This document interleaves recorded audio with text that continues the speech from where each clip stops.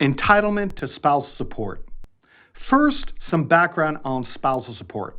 If there is a large discrepancy of income between the parties, the lower earning spouse may be entitled to temporary or long-term spousal support from the higher earner. Length of spousal support.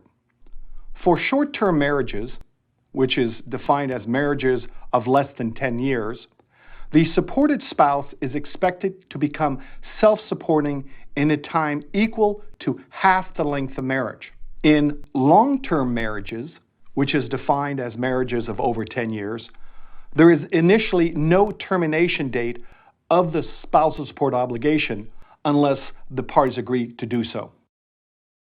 Waiving spousal support. Sometimes spouses, most commonly men, waive spousal support when they should not. A spouse entitled to temporary or long-term spousal support should not waive the spousal support unless he or she has plenty of financial reserves. A spouse should think twice before waiving spousal support. Especially in long-term marriages, even if the parties earn approximately equal amounts, neither party can predict the future, so the parties should ask the court to reserve jurisdiction over the issue of spousal support. Waiving spousal support. Before waiving spousal support, consider the following factors. 1. Your finances. 2. Your financial reserves. 3. The type of industry you are working in. 4. Your health. 5. Your age. 6. Your earning ability until retirement. 7. Your family support system. And last, the general economy.